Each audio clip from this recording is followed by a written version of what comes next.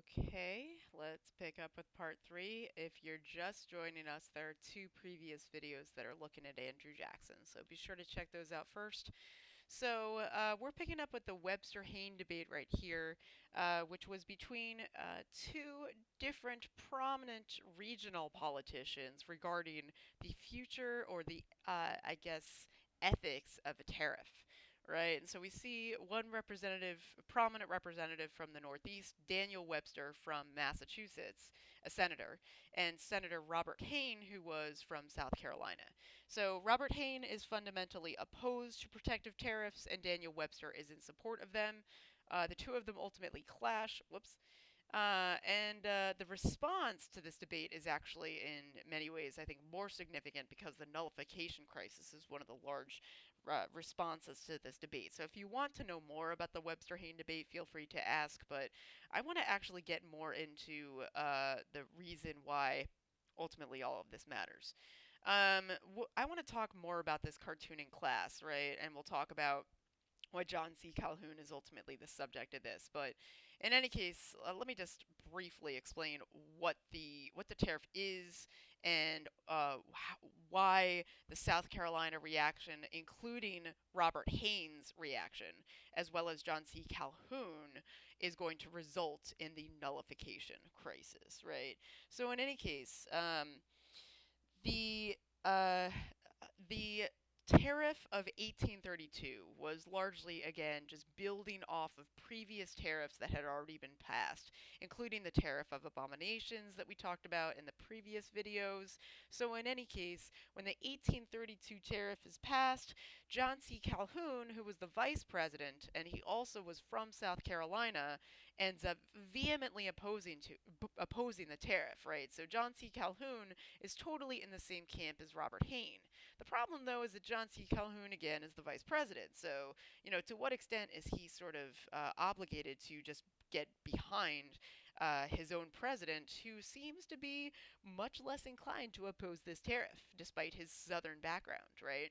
So South Carolina largely is very much opposed to this tariff. And the reason, again, why that is, I know I'm skipping around, but if you look at where South Carolina is, right, it's deep in the throes of Jackson Territory. Its major source of economic revenue was cotton. And so they want, again, to be able to freely trade cotton globally as well as domestically without the burden of protective tariffs. So, in any case, I just want to make sure we really understand why a state like South Carolina opposes it.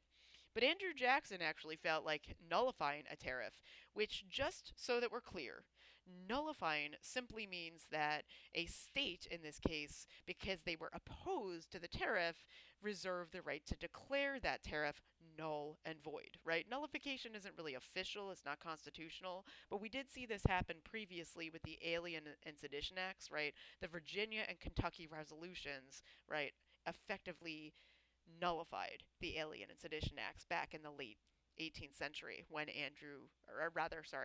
John Adams was president.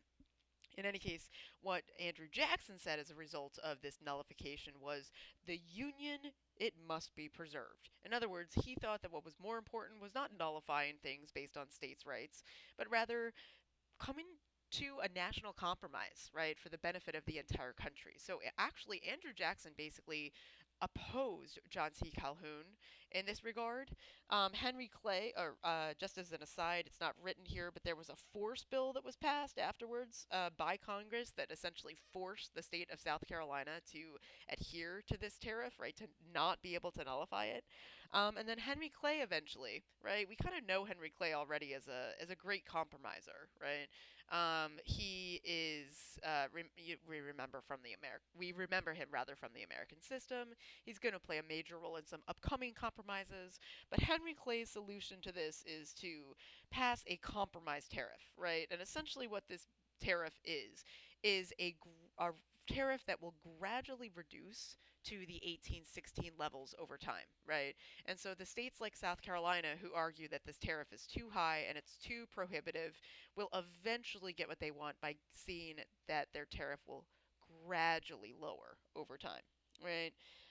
So many people sort of celebrate Henry Clay's accomplishment here as yet another effort of avoiding civil war, but yet again, this demonstrates a lot of political sectionalism. Remember, Henry Clay comes from Kentucky, so he's more of a Western candidate, and his job is to really prevent the North and South from dividing on ideological or economic or political grounds because the West is too vulnerable economically to survive while the North and South are bickering, right? This actually gives us a sense of how these three prominent men stand on these political issues, right?